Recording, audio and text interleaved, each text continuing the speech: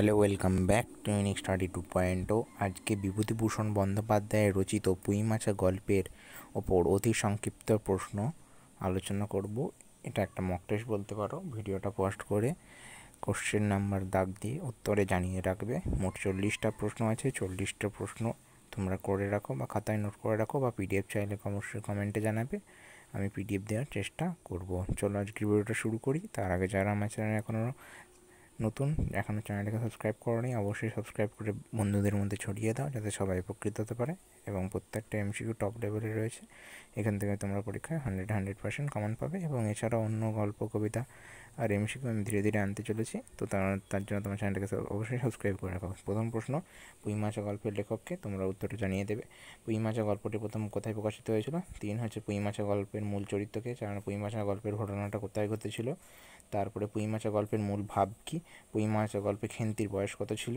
পুঁই মাছা গল্পে সহায় হরি কী কাজ করতেন? নেক্সট প্রশ্ন, পুঁই মাছা গল্পের অন্নপূর্ণা কে ছিলেন? পুঁই মাছা গল্পে তারকখুড়ো কে ছিলেন? পুঁই মাছা গল্পের শেষ পরিণতি কী হয়েছিল? তারপরে 11 নম্বর, পুঁই মাছা গল্পের শুরুতে খেন্তি কী করছিল? খেন্তি যখন পুঁই মাছা ধরতে যায় তখন তার সাথে কে ছিল? পুঁই মাছা ধরার জন্য খেন্তি কোথায় গিয়েছিল? পুঁই মাছা ধরানোটা খোঁজার জন্য হবে।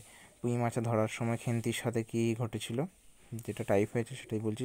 হচ্ছে যে সহায়হরি খেন্তিকে কীভাবে সাহায্য করেছিল?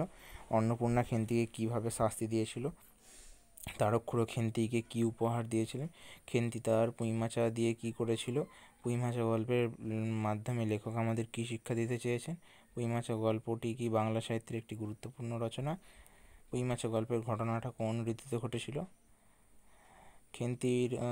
খেন্তি কত টাকায় পুঁই মাছটি কিনতে চেয়েছিল? সহায়হরি ক্ষেতের পাশে কী করছিল?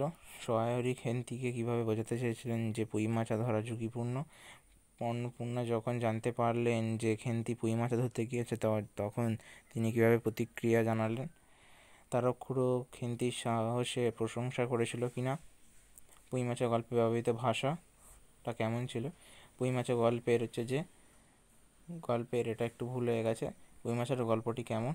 তোমরা যেখানে পুঁই মাছের গল্পটি মানে কেমন, রোমাঞ্চক, হাস্যকর, দুঃখজনক না শিক্ষামূলক সেটা বলবে। পুঁই মাছের গল্পের চরিত্রগুলি কি বাস্তবসম্মত? পুঁই মাছা গল্পটি কি আজও পাঠকদের কাছে প্রাসঙ্গিক?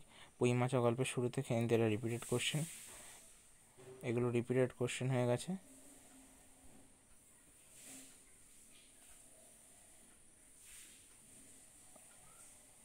হ্যাঁ, এখানে 36, অন্নপূর্ণা খেন্তিকে কীভাবে শাস্তি দিয়েছিলেন? তারকখুড়ো খেন্তিকে কী উপহার দিয়েছিলেন? খেন্তি তার পুঁই মাছা দিয়ে কী করেছিল? পুঁই মাছা গল্পের মাধ্যমে এটা রিপিটেড হয়ে গেছে।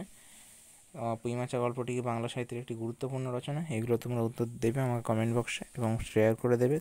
3টে কোশ্চেন রিপিটেড রয়েছে, তো ওর জন্য ক্ষমাপ্রার্থী।